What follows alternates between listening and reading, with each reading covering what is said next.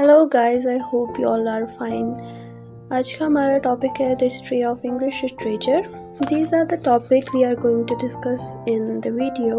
Anglo-Saxon literature, characteristics of Anglo-Saxon literature, Anglo-Saxons poetry, pagan poetry and religious poetry इसमें आ जाती है। फिर Beowulf, फिर उसके बाद writing features of Beowulf.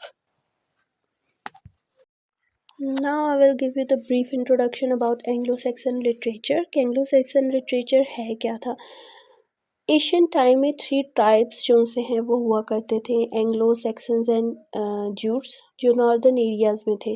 5th century में उन्होंने ब्रिटेन को जो सा है वो जंग में हराया और फिर वो सेटल डाउन हो गए, वहीं माउंटेन्स में रहने लग गए, ठीक है। और उन्होंने आस्ता आस्ता अपने आप को डिवाइड कर लिया। जो सा एंगल्स थे वो ईस्ट मिडलैंड में सेटल्ड हो गए।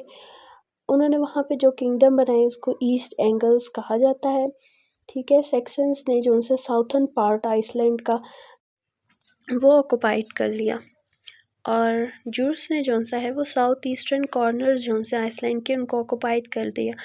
इस तरह जो से हैं वो 7 किंगडम्स जो सी हैं ब्रिटेन में वो बनी।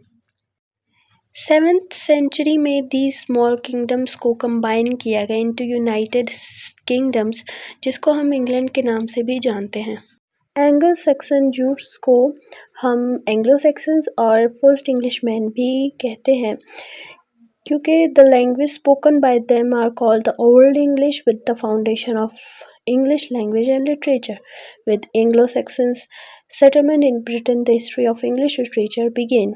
इन्हीं की सेटलमेंट की वजह से ही इंग्लिश लिटरेचर जो सी है वो शुरू हुई और जो लैंग्वेज वो बोलते थे और जो उस वक्त की लिटरेचर थी उसी को हम कह सकते हैं the foundation of English literature और Anglo Saxons literature.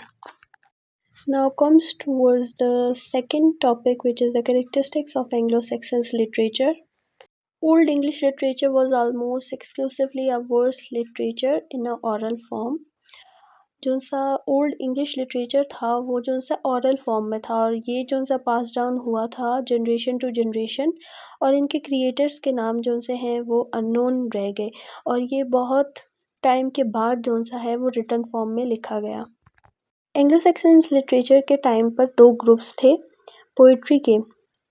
First group जो सा था वो पेंगन पोइट्री जिसमें ब्यूवुल्फ आ जाता है, एंड सेकेंड पोइट्री का ग्रुप था वो था रिलीजियस पोइट्री।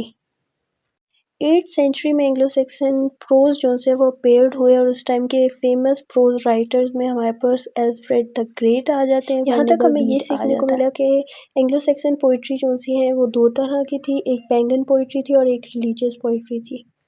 पेंगन पोइट्री में हमारे पास एग्जांपल है ब्यूवुल्फ की। ब्यूवुल्फ जो सा था वो एक ओल्डेस्ट पोएम है इंग्लिश लैंग्वेज की और इसे ओल्डेस्ट सर्वाइविंग एपिक भी कहा जाता है इंग्लिश लैंग्वेज का, क्योंकि ये 3000 लाइन्स पे कंसिस्ट करती है। It had been passed from mouth to mouth for hundreds of years before it is written down in 10th or the end of 9th century. वो फोक लेजेंड्स के ऊपर होती थी और प्रिमिटिव नॉर्दर्न ट्राइब्स के ऊपर स्टोरीज जो सी है वो बनाई जाती थी। सो गाइस, बाकी जो पार्ट है ब्यूवुल्फ की स्टोरी का वो हम नेक्स्ट वीडियो में स्टार्ट करेंगे। And if you have any question regarding to these topics so kindly comment. Thank you for listening, subscribe to my channel and like this video.